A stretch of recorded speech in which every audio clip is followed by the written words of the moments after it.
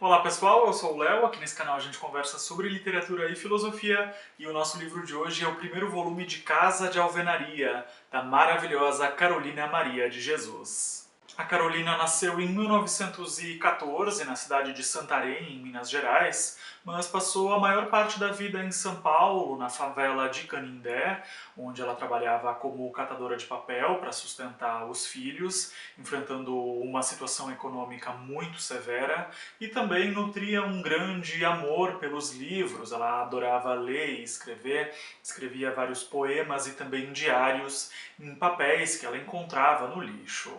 E o trabalho literário da Carolina foi descoberto por um jornalista chamado Audélio Dantas, que fazia uma matéria na favela de Canindé, e acabou conhecendo então a Carolina, que mostrou esses diários para ele. Ele percebeu que a realidade que esses diários retratavam era muito tocante, era socialmente muito importante, e então existia um empenho na publicação desses diários. Os dois também acabaram virando amigos e conseguiram publicar esses diários com o título de Quarto de Despejo, que é até hoje a obra mais conhecida da Carolina. Quarto de Despejo foi um grande sucesso desde a primeira semana, vendeu logo 10.000 exemplares e logo foram encomendadas novas tiragens, e inclusive foram feitas traduções para aproximadamente 13 idiomas, tornando o nome da Carolina bastante conhecido e mudando a vida dela, e é a partir do sucesso de Quarto de Despejo que nasce Casa de Alvenaria, escrito também na forma de um diário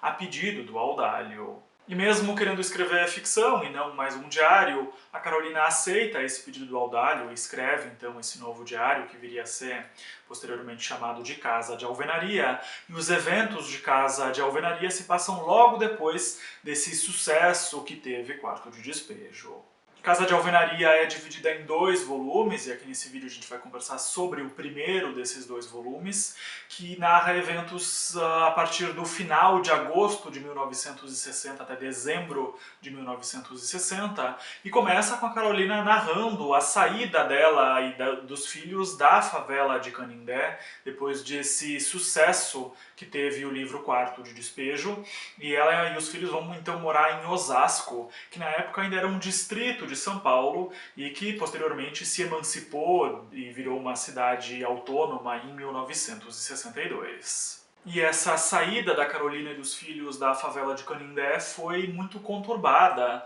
porque os habitantes de Canindé não tinham gostado muito do que ela tinha escrito sobre o lugar e sobre os habitantes. Ela fez comentários um pouco negativos sobre a favela, o que fez com que ela fosse apedrejada na saída da favela e também muito xingada nesse dia de mudança. Já na casa em Osasco, a recepção da Carolina foi mista, porque alguns vizinhos gostaram de ter ela como vizinha, que estava saindo em todos os jornais e agora era uma escritora reconhecida, enquanto que outros não gostaram da presença dela por lá, por puro racismo, e inclusive proibiram os filhos de brincar com os filhos da Carolina, simplesmente por eles serem negros. E nessa nova fase de vida, em que o talento da Carolina como escritora era finalmente reconhecido, ela sempre tinha vários compromissos, estava sempre com a agenda lotada, dando autógrafos em livrarias, entrevistas para o rádio e para a TV e também para os jornais e revistas, encontrando as personalidades da época e falando em eventos,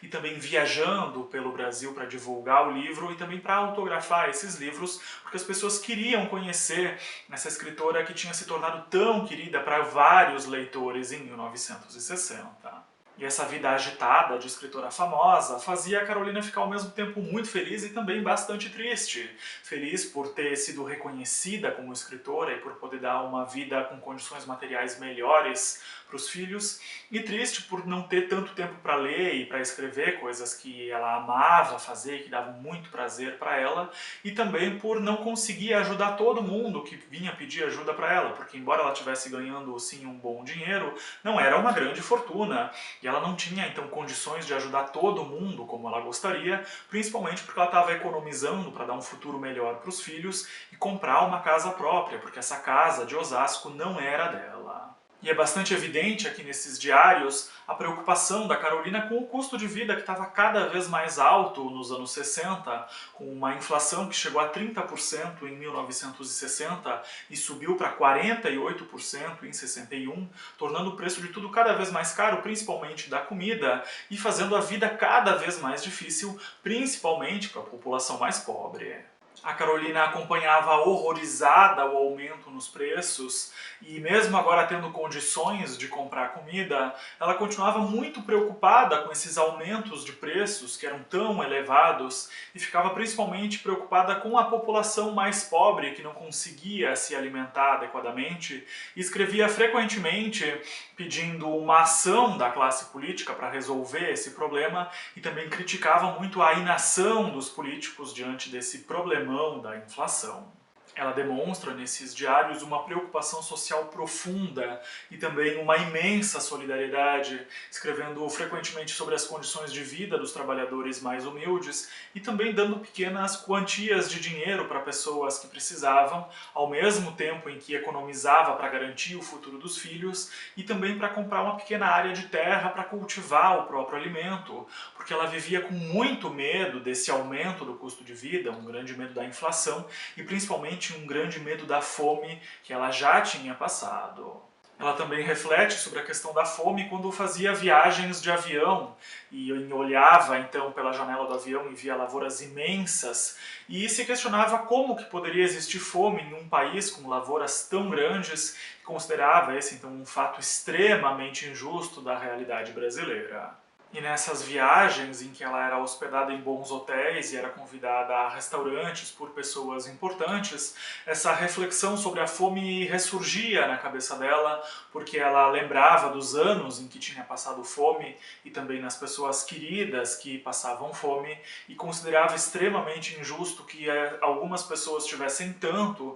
enquanto que outras tivessem tão pouco ao ponto de passar fome. Ela também narra nesses diários o racismo, infelizmente bastante enraizado na sociedade brasileira, e o olhar preconceituoso que ela recebia de algumas pessoas que não consideravam ela como uma escritora séria, como uma escritora de verdade, simplesmente por ela ser negra, e com isso nos mostra as barreiras que a sociedade brasileira infelizmente erguia e continua erguendo contra a população negra. E todos esses problemas sociais que a Carolina narra aqui nesses diários, infelizmente não são problemas do passado, eles continuam sendo problemas atuais, tanto que lendo os diários a gente tem a sensação de que eles foram escritos hoje e não há mais de 60 anos. E com isso, a obra da Carolina tem, além do caráter literário, também um caráter documental e social fortíssimo, em que ela documenta uma época, os problemas dessa época principalmente,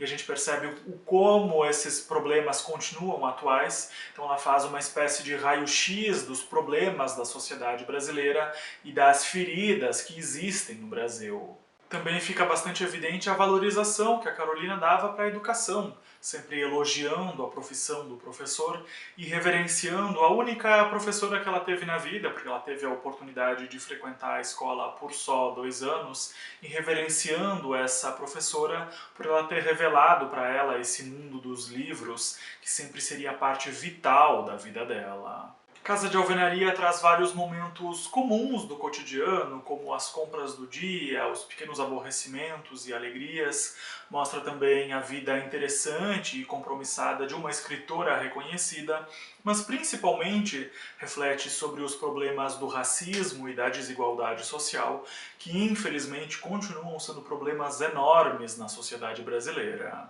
E lendo esses diários da Carolina, a gente tem muito a impressão de estar conversando pessoalmente com ela, porque eles têm uma característica oral muito forte, a gente sente realmente como se estivesse frente a frente com ela, e com isso tendo uma oportunidade de conhecer essa escritora tão grandiosa, que nos deixou uma obra tão verdadeira, que nos relembra a cada página da importância de ações que combatam a fome, a desigualdade social e o racismo, preocupações centrais na obra da Carolina. Esse então foi o livro de hoje, espero que vocês tenham se sentido inspirados a conhecer a obra maravilhosa da Carolina Maria de Jesus e também espero ter a oportunidade de trazer outras obras dela aqui para o canal. Por hoje então é isso, muito obrigado pela companhia de vocês, um abraço e até a próxima!